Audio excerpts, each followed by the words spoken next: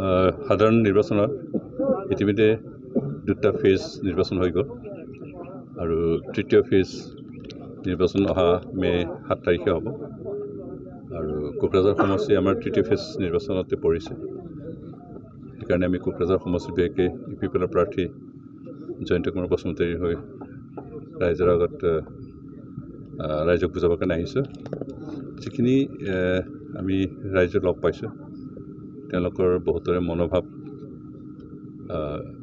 ইউপিপিএলৰ পিনে আছে আৰু আমি অনায়াসে জয়ন্ত কুমাৰ বসুমতাৰীক যিটো আশা পথ দেখিছোঁ। কিমান আশা জয়ন্ত বসুমতাৰী যে জিকিব সেইটো খাটাং, মাত্ৰ ভোটৰ ব্যৱধান আমি আশা কৰিছোঁ 3 লাখ ভোটৰ ব্যৱধানত তেওঁ জিকিব পাৰিব। প্ৰতিদ্বন্দ্বী কোন হ'ব এইবাৰ আপোনালোকৰ? ক'বলৈ গ'লে প্ৰতিদ্বন্দ্বীটো তেনেকুৱা চকুত লগা প্ৰতিদ্বন্দ্বী নাই, কিন্তু এতিয়া যিহেতু বিৰোধীৰ প্ৰাৰ্থী আছে আমাৰ খাম্বা বৰগাৰী, নেক্সট আমাৰ আছে গৰ্জন মছাৰী আৰু বাকী অন্যান্য আছে। গৰ্জন মছাৰী খুব বেছি যদি পায় 15,000 মান ভোট পাব পাৰে, তাতকৈ বেছি নাপায়। খাম্বা বৰগাৰী হয়তো 1.5-2 লাখ মান ভোট পাব, তাতকৈ বেছি নাপায়। খাম্বা বৰগাৰী কিন্তু দাবী উত্থাপন কৰিছে তেওঁৰ জয়লাভ ইতিমধ্যে নিশ্চিত হৈ পৰিছে বুলি কৈছে। তেওঁলোক সদায় অলি সপোন দেখে, এতিয়া হাগ্ৰাম মহিলা প্ৰাৰ্থী সেইটো স্বভাৱেই হয়। তেওঁলোকে ৰিয়েলিটিত নাচায়, প্ৰকৃততে কি গ্ৰাউণ্ডত কি হৈ আছে কথাখিনি তেওঁলোকে ভালকৈ অনুধাৱন নকৰে। এতিয়া কাল্পনিক জগতত তেওঁলোকে সদায় থাকে আৰু সেইকাৰণে কাল্পনিক জগতত থাকিয়ে তেওঁলোকে জিকাৰ সপোন দেখিছে, কিন্তু তেওঁলোকৰ সপোন কেতিয়াও বাস্তৱত ৰূপায়িত নহয়। আপোনালোকে দুৰ্নীতি কৰা বুলি কৈছে, দুৰ্নীতি কৰা ইউপিপিএলক ট্ৰেক্টৰ ছবিত কোনেও বুলি কৈছে। দুৰ্নীতি কৰিছে, দুৰ্নীতি কোনে কৰিছে? সাপেহে সাপৰ ঠেং দেখে বোলে কথাষাৰ আছে। তেওঁলোকে দুৰ্নীতি কৰিছে, সেইকাৰণে লোককো দুৰ্নীতি কৰা বুলি ভাবি থাকে। তেওঁলোকে দুৰ্নীতি কৰাৰ কাৰণে 29,000 crore BTC চৰকাৰক লাইবিলিটিজ কৰি থৈ গৈছিল।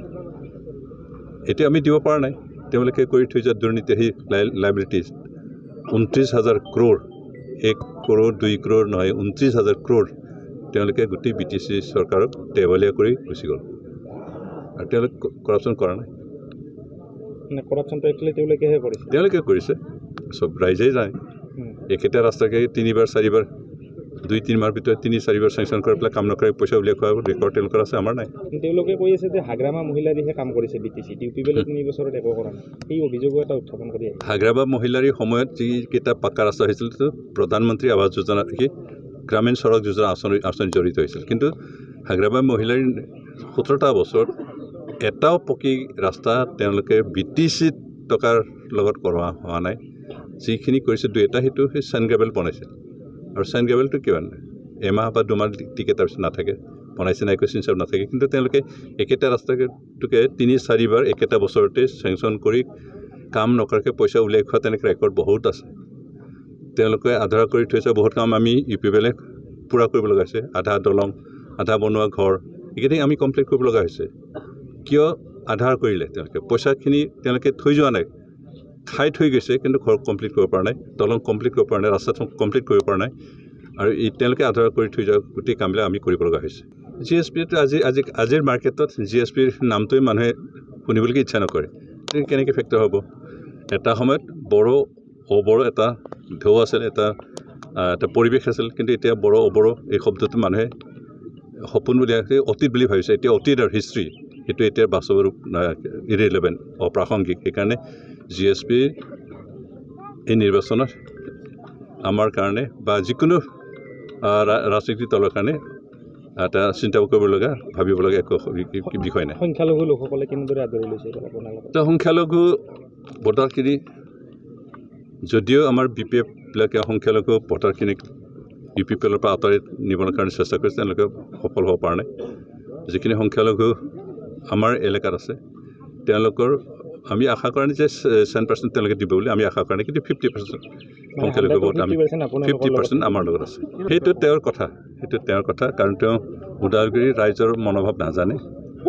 ওদালগুৰি ৰাইজ, ওদালগুৰি ভোটাৰ কেনেকৈ চেণ্টিমেণ্টত কাম কৰে তেওঁ নাজানে। যিহেতু তেওঁৰ ওদালগুৰি গাঁওবিলাকত সোমাই কামো কৰা নাই, সেইকাৰণে তেওঁ যিখিনি কৈছে নিজৰ মনতে ভাবি পেলাই কল্পনা কৰি পেলাই কৈছে। বাস্তৱত তাত বড়ো কেণ্ডিডেট হ'লেও দুৰ্গা দাস বড়োক বড়ো বুলি নাভাবে ওদালগুৰি ৰাইজে, কাৰণ বড়ো জনগোষ্ঠীৰ কোনো এটা আন্দোলনৰ লগত, কোনো এটা সামাজিক কামৰ লগত তেওঁ জড়িত নহয়। তেওঁ দুৰ্গাদাস বড়ো হ'লেও ওদালগুৰি ৰাইজে তেওঁক বড়ো সমাজে গ্ৰহণ নকৰে, সেইকাৰণে তেওঁ বড়োৰ ভোট নাপাব। ইউপিপিএল যে জয় হ'ব তাৰ দুটা মুখ্য কাৰণ কি ক'ব আপুনি? কি কাৰণ আমি 3টা বছৰত ৰাইজক যিখিনি কাম কৰিছোঁ সেইটো 1 নম্বৰ কাৰণ। BTR অঞ্চলত আমি শান্তি স্থাপন কৰিব পাৰিছোঁ, সেইটো দ্বিতীয়, সেইটো আচলতে প্ৰথমটো শান্তি স্থাপন কৰা। দ্বিতীয়তে আমি যোৱা 3টা বছৰত যিখিনি কাম কৰিছোঁ, ৰাস্তা পদূলি কাম, খোৱা পানী দিয়াৰ ব্যৱস্থাখিনি কৰাৰ কাম, স্কুল ইত্যাদি ঘৰ বনাই দিয়াৰ কাম আৰু অন্যান্য সামাজিক কাম যিখিনি আমি কৰিছোঁ, সেইখিনিয়ে আমি জিকাৰ মুখ্য কাৰণ হ'ব। কাৰণ শান্তি আমাক লাগে। অন্ততঃ আমি শাসন কৰাৰ পিছত বড়ো অবড়ো নাই, বন্দুক বাৰুদৰ গুলি শব্দ আমি শুনিবলৈ পোৱা নাই, আৰু বিভিন্ন জাতি জনগোষ্ঠী পৰস্পৰৰ মাজত এটা বিশ্বাস আস্থা লৈ মুকলিভাৱে জীয়াই থকাৰ এটা পৰিৱেশ পাইছে। আৰু এতিয়া আমি বিভিন্ন জাতি জনগোষ্ঠী এটা জনগোষ্ঠী আনটো জনগোষ্ঠী আস্থাত ল'ব পাৰিছোঁ, বিশ্বাসত ল'ব পাৰিছোঁ, বিশ্বাস কৰিব পাৰিছোঁ। আমি মুকলিমূৰীয়াকৈ ৰাতি এটা বজালৈকে নিশ্চিন্তে ঘূৰি ফুৰিব পৰা এটা পৰিৱেশ পাইছোঁ, সেইটোৱে আমাৰ সাফল্য।